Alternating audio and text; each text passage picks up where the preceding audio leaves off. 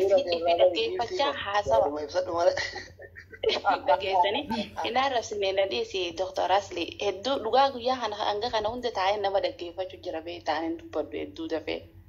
Ammoo namni kun ilaale aslii maalii aslii arrabsuun dura aslii maalii jee dhaggeeffachuu danda'uun qaba dura maal ummata kanaaf hojjete eessatti ummata kana miidha gurbaan kuni badii hanga firii xaafii tokko osoo hin qabnetti sabboonummaa guyyaa keessaa tasa'aa shanitti harkataniin nama umrii isaa hanga dhaabbatu waan Oromoodhaaf dalage Oromoon xiqqeessuuf yaadu arrabsuu miti silaa agartee walii qabdee mana tokko olneetee bitti qabsiisuu lubbuun si feeti ni beektaa asli. Kanaaf ani eenyu qeeqaa jee namni darajaa fiira dhaabbatee mizaana bakka isaatii fi khasaatii fi waliif cina laalee nama tokko qeequu danda'uun qaba jechuu ani sii galee. Kanaaf warri artistii Qamar Yusuf Qeena jettan jara keenya yeroo hedduu yaalii irratti gaggeessanii jiran Qamar Yusuf biyya keessatti diinni guyyaan isaa gahee hin nyaanne alhamdulillah wiliillee hin nyaatu hanga nuti duuba jiru ammaas xurii qeensa jalaa takka akka irraa fuudhuu hin dandeenye Qamar irraa hin isinii himu rabbii tokkichaa gaditti maaliif ummata isaa isa jaalata takkaa Qamar Yusuf ummata isaatti bu'ee ummata isaatti dabee hin beeku hamma lubbuun jiru. Wanni inni ummata isaa godhe takka illee hin jirtu. Waan godhee fi ummata isaatiin irratti miidhameen ala. Kanaafuu ijoollee bara 2018 qabsoo barte. Taafaan Oromootu sirriitti hin beeku. Een deegamta maayikee. Kanaaf warroonni akkanaa kun suuta miila keessa lafa kaayyadhaa onnee oowwituu tana laala akkanatti shaayii oowwituu irra dhugaa oowwadduwaa fi suuta deema 2018 qabsoo bartanii nama gartee umrii isaa guutuu dhaabbatee waggaa 50-40 namaaf dalage qeequu hin dandeessanii jechuudha. Nuti ammoo ofitti isin hin dhiifnu hanga takka kan akkasi beekaa amma asitti isinirraa gabaabsaa booda ammoo mana banee akka gaariitti dhukkee isinirraa kaasuun qiyyaafan qabu. Warroota yaatanii har'a dhabsaa jirta yaatanii waa jechaanii jirtan galatooma. Qamar goota arraas goota kalees goota borus goota takkittii tana fe'ima. Kam jirtan hundi keessanuu naga qabdanii duraan dursee. Baay'ee waraabni dura seenaa jira taa'ee Shamsaddiin carraan kagee. No ani haasa hundi asli waan takka dabarsee gabbuu deema waa'ee Qamar kaleessa dubbadheen ture wanti bira deebuun hin barbaachisu si barbaada asli haajaa cimta haajaa lubbuu takkaafaa gizee asirraa baatee dafii. Amma. Ay, mana nurut jajuhu. Ajab. Ay, ini rakam kawash. Okay. Asli. Yaro takka dubbatu ifama bakkane turkin jiru. Mana nurut jajuhu osoo ta'e lubbuu namaatiif ifama naaf godha. Ay rabbi afu nama dukkube. Gifti Oromiyaa tu. كونيا السلام عليكم ورحمة الله وبركاته ورقوني سرقوني حكم جتني سنين جنة دبتشو في الليل دركموا ما عرفات فاجرا مرتقوت في شمس الدين نما ججابا اسكي سجرا هندي كيسانو كالي دن بغي جراتن بغي دفتني سنين جنة والفاد أكاسي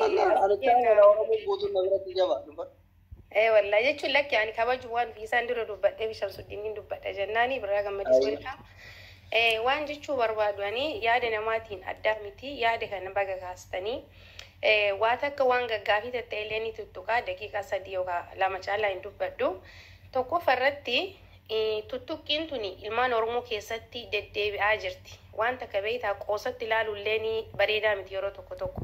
Darbee yeroo hawaasni kennaa wal arguu barbaadu qubsuma bakka jiru Oromiyaarraa biyya alaa jiran malee Oromummaa ofirraa mulqaniitii miti. Nu hundi keenya biyya sanarraa baanee as dhufne. Osoo wareegama lubbuutiifillee kataatu taate aanarra sirra warra ala jirurra qamartu tachi aana. Ibidda keessa lee ka dhaabbatee waa dubbataa jiru waa gochaa jiru isaan kanneen biyya ofiitti galuun fafaa miti. Biyya ofii keessatti dalagatanii gad dhaabatanii nama ta'uun kun guddina malee xiqqeennaa miti. Yeroo hunda nama tokko ka waltajjii irratti as bahee nama dubbatu irraa tolu, nama geeraru irraa tolu, nama walleessu irraa tolu tokko ka Oromoon ni qaba jettu tokko bakka waa kaayan harka kaayanii jette Oromooni. Nama gaarii achi kaayan san guyyaa tokkoof gadi fudhanna. Nama akkanaa kana hawaasni keenya kuni warri biyya alaa jirtan kun yeroo baay'ee summii akkanaatiin jibbiinsa hawaasa keessa darbu jabaa kana manatti galchuu jechaan gochaan ololaan waan adda addaatiin qaamni waan kana oofu kuni qaama akkamiiti oromoo waan kana qorattee irra gahuu qabdi.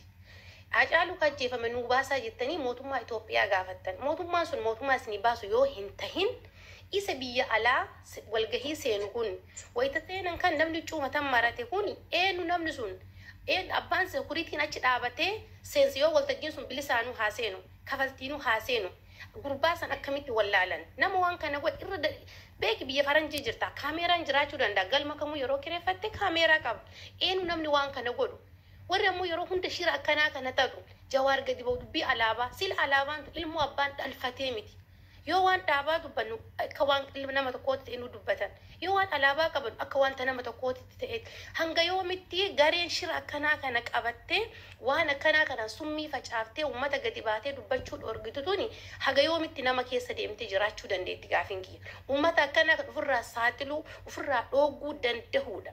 Waan akkasiisaniin waltajjii gubbaa irratti kan dhufeef namni kuni beeksisa alaabaa irra hin jiru hiriira bahee hin jiru waan dhufeef godhaa jira waan itti kan itti gaafatamni ka isaatii miti ka ammoo waan kana cubbuu godhee warroonni beekamuun silaa dhageettii qaba waan kana akkana godhaa jiran kuni oromoon dhaabbadhaa jechuu ni danda'uu qaban olola akkana beekaa ka waa balleessaa jiru ijoollee tiktookii irraatii miti akka reefu ati jetti sin si dhageeffataa ture waa dalaga malee. Beekaa sila hayyuu jedhaniintu duuba taa'ee boolla akkanaa kana qotaa jira shira akkanaa kana xaxaa jira nu keessa jira nu wajjin nyaatan nu wajjin oolan akkuma gaarii nu keessa jira jara akkanaa kan of keessa baasuu irratti oromoo irratti dalaguu qaba tokkoyyuu tokkor itti naanu alaabaa fedhe yoo ciccire nama meeqa qabee nu yaa keessa ciccire buddeen nyaadheetti ni akka wayyaaniin hin ajjeefne ka jedhe oromoo dhaaban san dhiisi oromummaa tan yoo ani oromoo miti jedhee waa akkati mirgan qabu.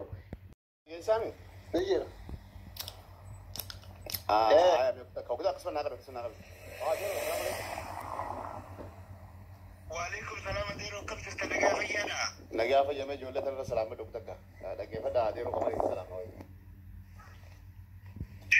جولة تينيا المانك يا كم تست نجافيا خني artistic أمر يوسف artistic جنجا أديره هيسنا بخيسني وان التجرترون نجاتين جرا رورون كيسا في علانيس مالي فكا أكنتي أنا دران أقوى دوغندما خاني خنا في الرأي غايسان وانا جرا وانا جيزو في نجاتشوسو خنا تسي خيسا مو أنكنا خرفاوني نوانما أكنا نتولكاني لينسين إيغارو بغرب بسنجر أجسي أنغي سلمان كي يجير توا تكالين تاو ربي نو إيغا نمونا أنا عمري تنان qabsoon ijoollummaan itti seene waa oromoo sin kaadu guuta akka takkanatti dhagayamte maalumaaf shirri gurguddaan kun yaadamee akkanatti kana hunda karaa dheeraa kana deemanii kufaatiin tiyya kufaatuma teessanii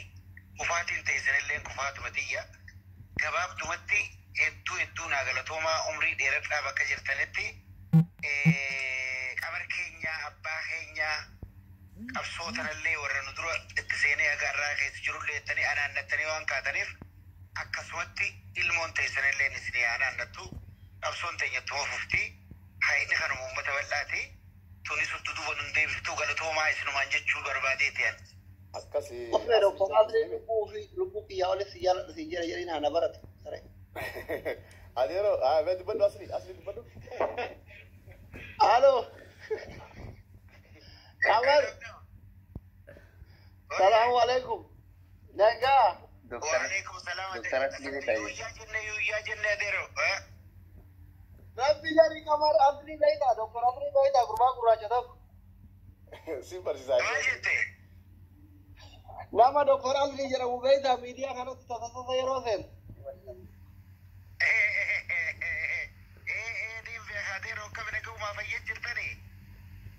Allahu akbar. Abo galatoomi bagu afaan keetira akkana beeku dhagee. Lubbuu kiyyaa oritti tijaaradha. Ina akka abbaa kiyya kana dhajeetti tijaaradha. Waggaa kurna yaaddu wallahi. Rabbi hamtuu ta'e nun dhageessisi wallahi. Idura duuna. Mangistu. Rabbi ammallee umrii isin haa dheeressu jaalala walii isinii haa kennu tokko ta'uun nu wayyaadha. Qabsootana osoo isin irra guddaan keessan haadha abbaan keessa wal fuudhuuf walii yaadin itti seene ammallee tuman jira.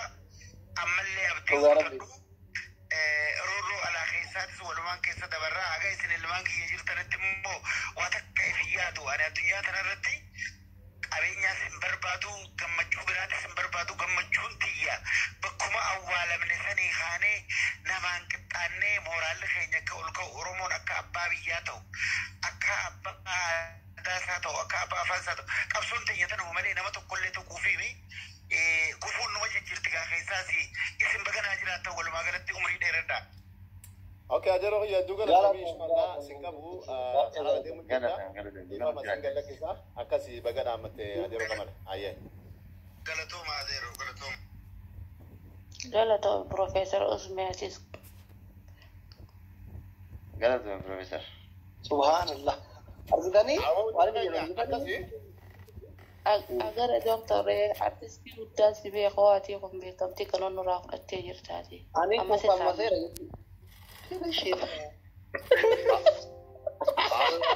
Allah afaan saatiin namni akka dhageessanii jeebar. Wakka har'a nu dhumateera asli.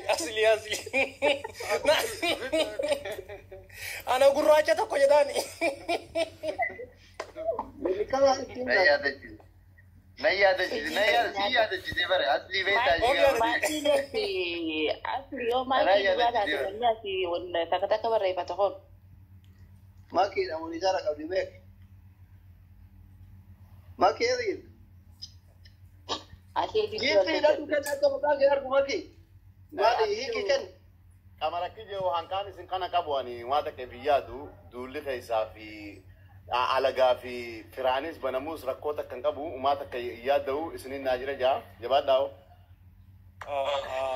Aboo asirratti yaada takkitti yaaqoolabee bu'aa. Wallahi qamar umrii keenya keessatti wanni ni dalage biyya san keessatti nuti qeerroo taanee jenereeshinii haaraa taanee namoota jaarraa 21 taanee yeroo Oromoonni faarsee biyya san keessatti muuziqaan isaatiin akkasitti sabni biraa Oromoo jaalate wallahi yeroo jalqabaatiif qamariin sabni biraa Oromoo jaalate waan inni dalagee waan kwaalitii qabu waan bareedduu dalagee Oromoo boonsitu dalagee saba Oromoon tahin yeroo hedduu muuziqaa isaa dhageeffatu saba Oromoon tahin yeroo jalqabaatiif Oromoodhaan ittiin boonee waan Oromoo mi'eeffatee dhageeffatu kadhageen aartii Oromoo guddisuu keessatti nama gahee guddaa qabuuti. Qabsoo Oromoo keessattis akkasuma nama gahee guddaa taphatee namni tokko wanni inni ammaa achuma fedhe osoo godhe waan inni nu godhetu caala. Waan inni saba san keessatti dalagee dabarseetu caala. Harka kamiitu nama akkanaa guddaa kana nama sadarkaa kanatti Oromoo ati eenyudha? Mee Oromoodhaa maal gooti qamaritti waa dubbatte? Ummata shaqaxa ummata alaabaa ittiin nagaduu barate. Sigalee miti. Alaabaa kana dhiigan isaanii jalatti dabarsaati qamarfaka ittiin qabsaa. Warri alaabaa kana xarapheezaarra laxxafee ganzaba ittiin guuruu baratetu hadda qamaritti maqaa alaabaa kanatti dubbata. Jalqaba qamar alaabaa kana mirga qabachuu dhabuu mirga isaati. Dirqisiiftee akka an sirbitti akka an deemi warra jedhu kana dadhabne beektaas sooshaal miidiyaa kan akka ayyaadutti yoo yaadin ati Oromoo miti akka ayyaadu qofatti Oromoon bilisoomti karaa an jedhu qofa deemii warra jedhu kanaatu ajandaa kana sees godhee nutti gaffidee jechuudha. So Oromoo waan xiqqishuu kana bira waan dabriin amma jaalattanii jettanii Oromoon jaarraa kana keessa jirtu akka ati yaaddutti ka yaaddu hin jirtu. Martuu akka sabaatutti yaadan dirqama akka asliitti yaaduu hin qabu. Asliin dirqama akka kiyyatti yaaduu hin qabu. Garuu aslii jibbuu hin qabu waan inni akka kiyyatti yaaduu dhabeef.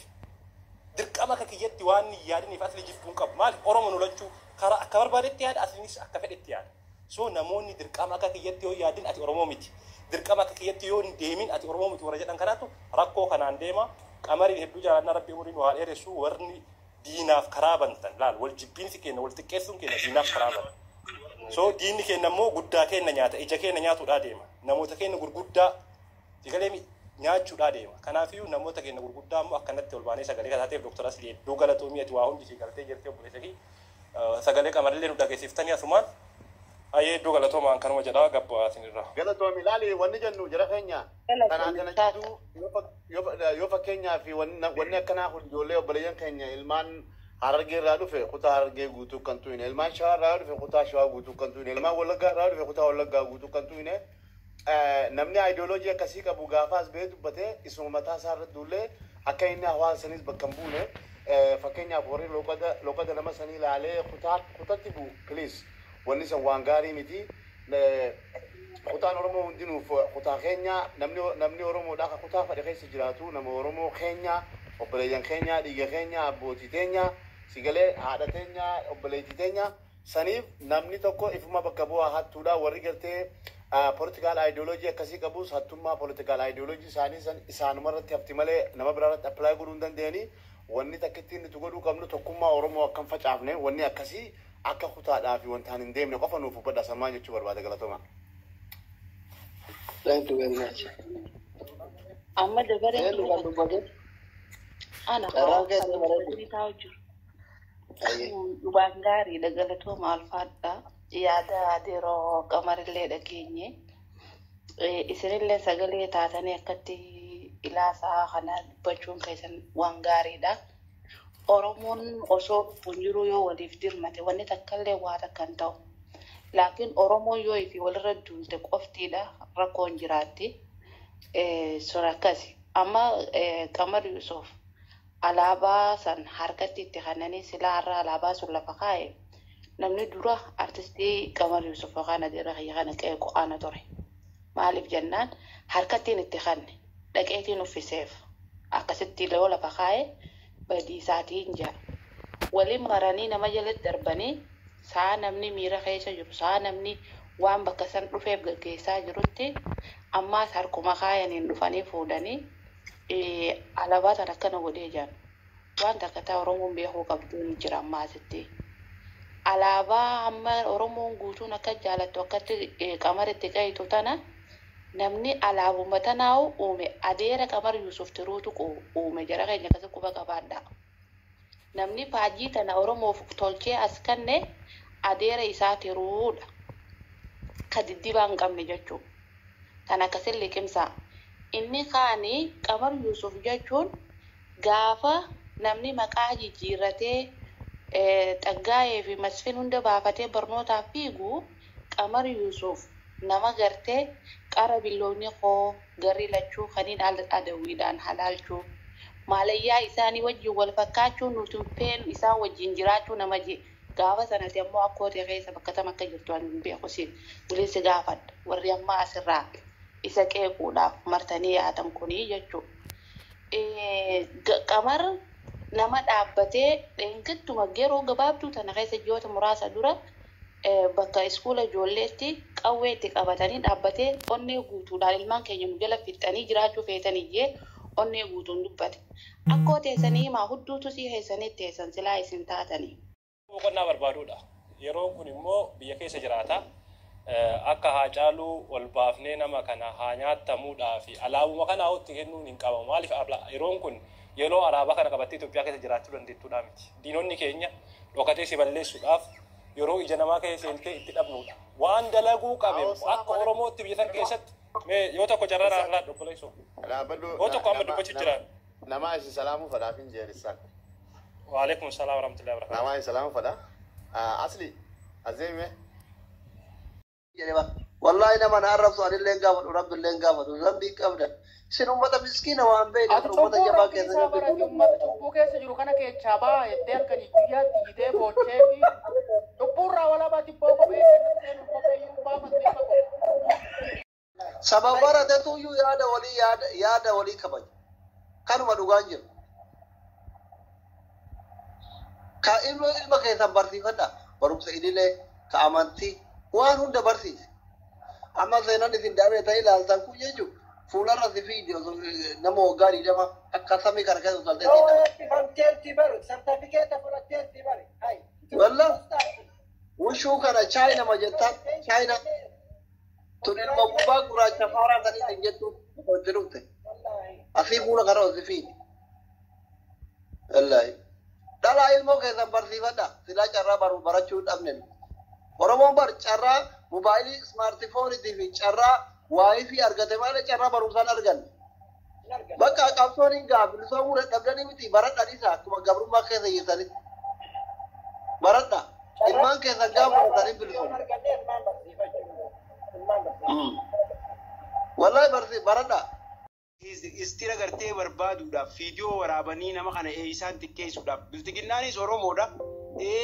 Kan gartee innis teedere dubbatees Oromoodha. Yaa'aniitii irra barbaadan jechuudha. Warra as keessatti jibba gartee Oromoo qabu Oromoo fichisiisuu alaabaa tanaan nama meeqa. Warra gartee nadhii gammadaa dhabamsiise keessaa warra gaafa san jiruutu arrallee jira jechuudha. usaan sun afaan Oromoo dubbatan akkuma kiyyaa fi keetitti maqaa Oromootiin daldalatanii jechuu kanarratti nuti akka Oromoo jaalattoota aktiivistootaatiif fi nama haqaa jaalannutti osoo lubbuun jirru nama keenya akka amma asliin mana banee irraa haasawaa kana guyyaa yoo xiqqaate za'a ja'a ol asirra jira. Yoo xiqqaate za'a hanqa tana keessatti nama baay'ee waarraa hubachuu jira osoo jiruu namni keenya lubbuun haa walii dirmatu miidiyaa irratti gartee wal baasanii wal saaxiluun isaanii haa badanii jaan akka gabaabumatti nuti alaabaadhaa fi qamar aktiivistoota Oromoo jajjabaa Oromoon qabduu wal jiraanuu qaban alaabaa nuchuudhaan nama filannee jechuuti. Kanaaf warri Oromummaa namarraa mulqitan warri as keessa siyaasa barbaaddatanii maqaa namaa xiqqeessuu barbaadan itti milkooytanii warri Oromoo ammaan dura fixaa jirus amaaraa miti Finfinneen Oromoo keessa jiru Oromoos fitu jira. Biyya gartee Oromoo harkaa qabaa as keessatti siyaasa barbaaddatee Oromoon wal jeeqaa jirti. Kanaaf leenca kiyya galatoomii waan bareedduu irra jirta namni fakkaataan akka keetilleen haaluma akka ati irra jirtu kanatti itti haafufu warreen gartee amma dura dhumaniis Oromummaa wal kannu jira jaalus Oromoo ajjeese akkasuma gartee daadhii galaanis hindi isaanii Oromummaa wal ballaqee wal saaxilee diinaa wal kannee jechuudha.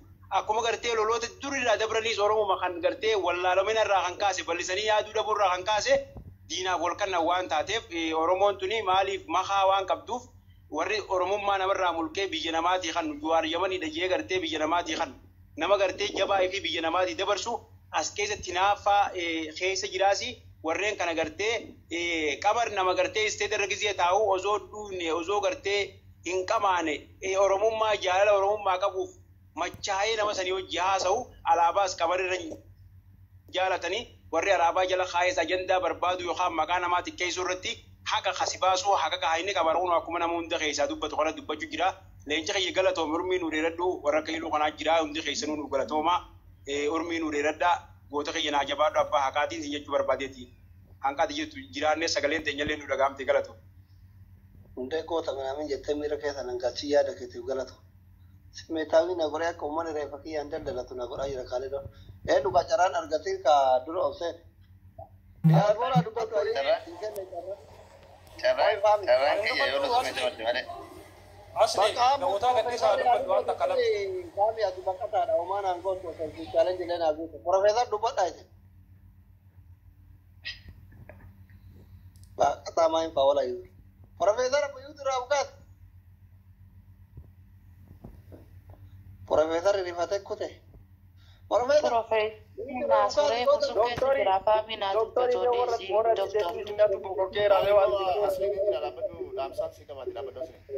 Da profeesar yaa dubbatu faamiin baqqataadha homaanaan goontu. Profeesar wargiifti na. Lakki ani faamiin haa dubbatu dhaamsaan sini qabaate muutiin godhadhaa dubbatu faamiin dhaamsaan sini qabaate.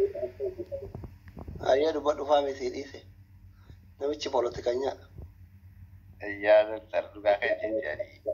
Amma wanni inni jechuu fedhu koreen Osfaanaa qopheessitee itti gaafatama waan kanaa yoo qabar waan takka illee itti gaafatama isaanii fudhachuu qaba. Wanni kuni taateen achitti taate kuni wanni kuni kaameeraa jira. Eenyu akka waan kana godhe yoo jala qoratame baasamuu ni danda'a. So kuni namni alaabaa lafa darbe nama sani malee qamarii miti. Yoo dhugumatti alaabaa tanaaf quuqaman ta'e warri alaabaa tanaaf dubbachaa jiru kun hundinuu koree san akka waan kana itti gaafatama fudhatanii waan kana baasan godhuu irratti osoo irratti xiyyeeffatamee bareedaadha. Kanuma yaadni kiyyaa waan biraa haasofitanii yaadni kan name irran deebugaa kana wanni qabxiidhaan kaasufate. Galatoom. Ticher carraan keessa hin dubbadha ganama dhuftan. Doktor galatooma karaarra jira malee hin callisu haga amma. So wannan dubbachuu barbaadu baay'een dubbatamee jira haa ta'u waan tokko dubbachuu barbaadu waan addaa. Jalqaba akkuma nama kamittiyyuu gaafa alaabaan tun abbaan qabne abbaatu ture qaba. Yeroo Oromoon akka Oromootti ofiin saalfatu Yamanitti baqatee Jibuutitti baqatee Saawud Arabiyaatti baqatee Oromoo fi Oromummaadhaaf alaabaan kana jalatti weelloo babbareeda